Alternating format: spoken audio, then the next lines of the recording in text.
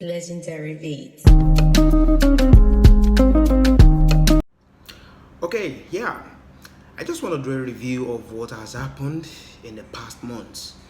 There are a lot of questions that needed answers, and part of those things is the issue of the Naira devaluation, the inflation.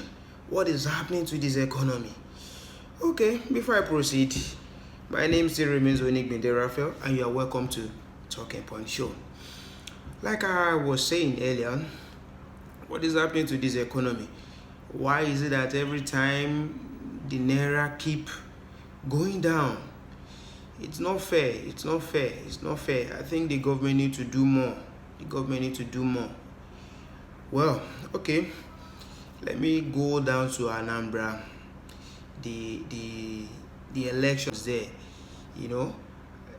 The question that needed to be answered is the governor, the ex-governor, immediately he handed over.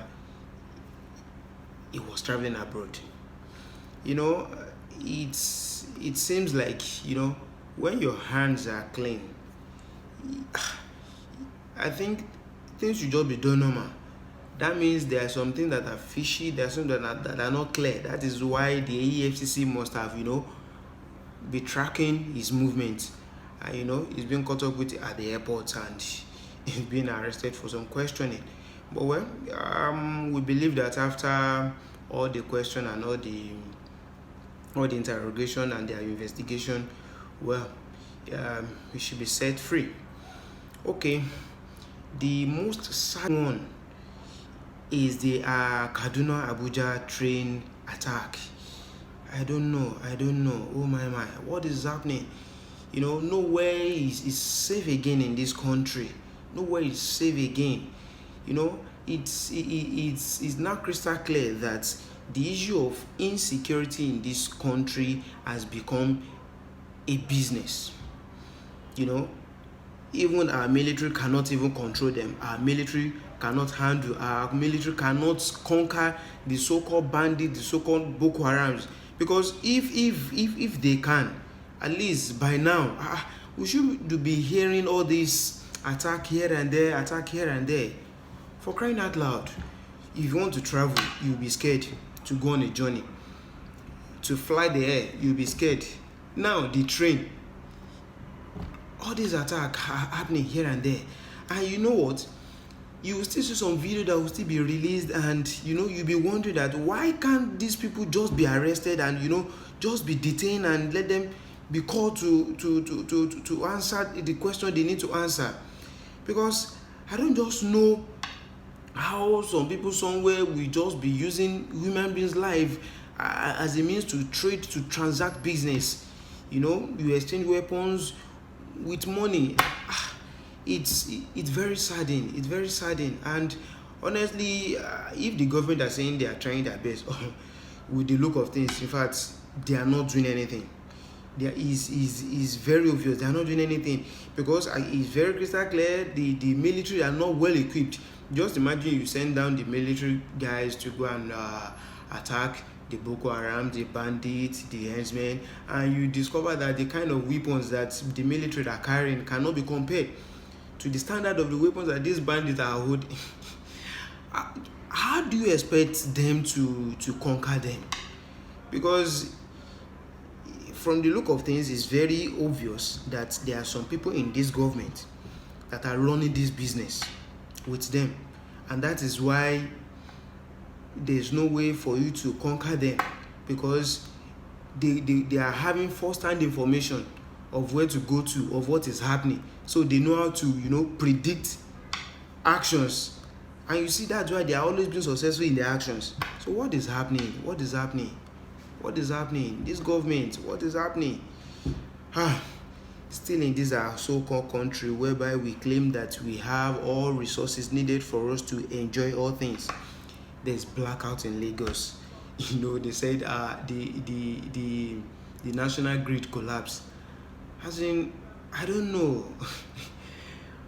We will see different guys coming up with innovations of how we can have a stable electricity.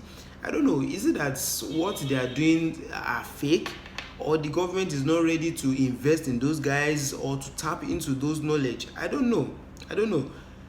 We keep messing ourselves up. There are a lot of business investors that have come into this country to run business here, but because of this power failure, most of them are moving their business outside neighboring African countries. It doesn't speak well, and we will call ourselves the giants of Africa. I think from the look of things, we calling ourselves giants of Africa is from our mouth or from the books, but from the reality, I don't think we should be referring to ourselves as the giant of Africa, because I don't know, everything just seems like not working. We shouldn't be saying, the government shouldn't be saying that the people are giving false accusation. Wait, if you are giving false accusation, are people not seeing? Are people not opening their eyes? Are people not looking at things happening in their surroundings? If you say things are working, okay, what are the things that we are enjoying that's so physical that people can move around and enjoy? People can actually tell about their countries, not being compelled to.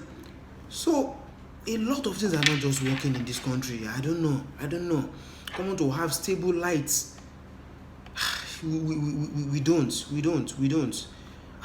I pray God will help us in this country. Well, the politicians have started again. The election is coming up, 2023.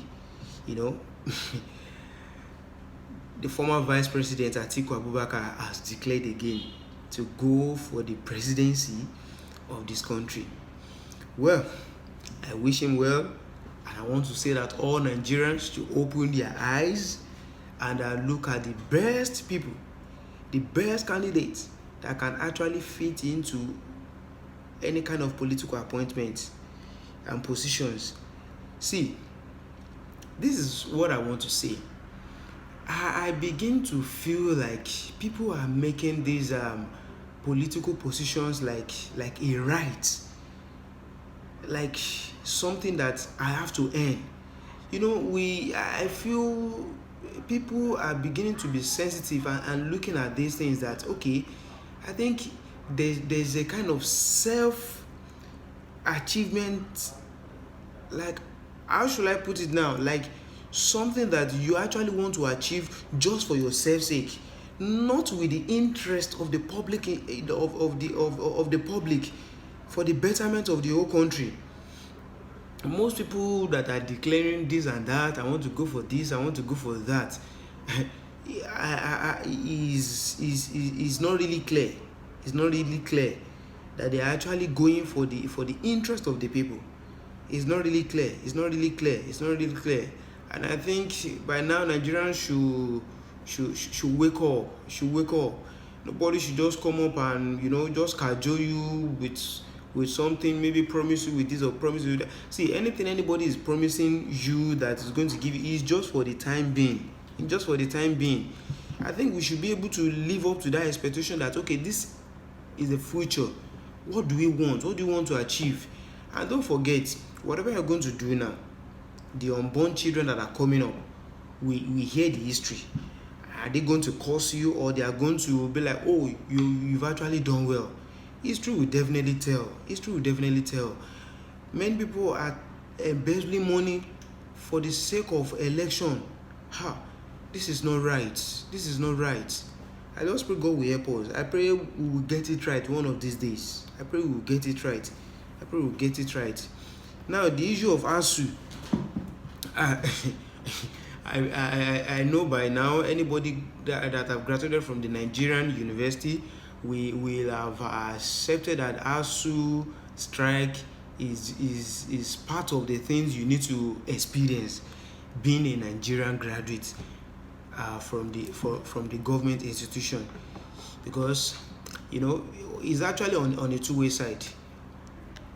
This government will keep giving their promises, and it seems what they are demanding for is not realistic, because I don't know, this government will come, they will be like, okay, they are going to settle it, everything is going to be in place, and students will feel like, oh, everything has been settled. It will be so shocking. You will hear it again that ASU is going on strike. Then you'll be like, why? What's happening again? I thought this issue has been settled, so why are they going on strike again? Why are they going on strike again? So, there are a lot of questions that needed answers to. Because we need to ask, what is actually the problem? What is actually the problem? Or is it like there's a kind of selfish interest in these things? Or is it actually the government that is not settling this issue once and for all? Well, God will help us. Fuel scarcity in Nigeria. Fuel scarcity. I will say it again. God will help us in Nigeria. I don't know. We have these resources, and it's just like you have food in your house to eat, and you still be starving yourself. We have this crude oil, and I don't know how it has become so difficult or something that is so huge that the government has assumed that it's not possible for us to have a working refinery. Refinery here, there, this government will come during their campaign. They will say, okay, I'm going to make sure this refinery work. I'm going to make sure this refinery work. And at the end of the day, it will not work. Some people are there sitting down, taking the money, embezzling the money, and you see those refinery will not work. See, I am not against Dangote coming up with his refinery. Well, that's a private-owned refinery. I believe Nigeria is big enough to have its own refinery. Those countries we are taking our crude oil to for them to refine, is it not a source of income to them? Imagine we take our crude oil there, they will still sell it back to us. I believe if all these things are being settled down here, all this fuel scarcity, the hike in fuel price, all these things will definitely go down. I don't know when we are going to wake up to these things. Well, I feel it still boils down to people that we have in our government positions. God will help us. Well, the issue of the NIN and the line, the seams, well, only the government has a perfect reason why those things need to be done, but it is very obligatory for us as a citizen of Nigeria to obey the authorities. We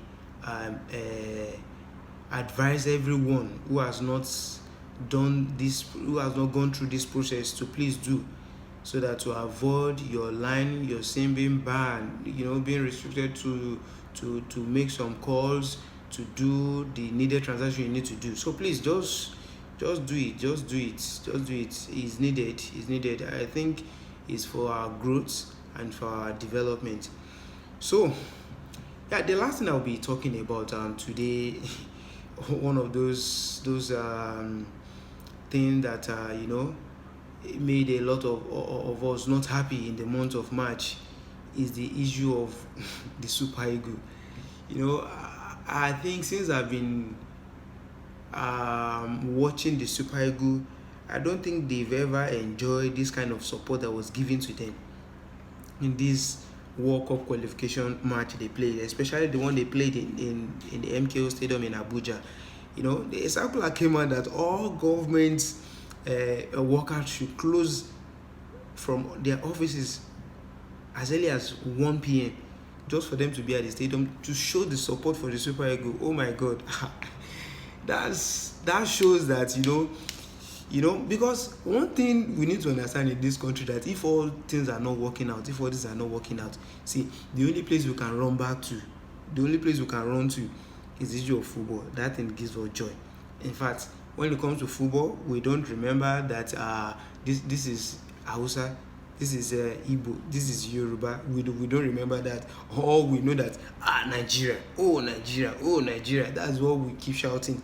But after the match, when we remember things here and there, but for that little moment that we needed to give ourselves that happiness, the Super Eagles just, let me say, they fumbled.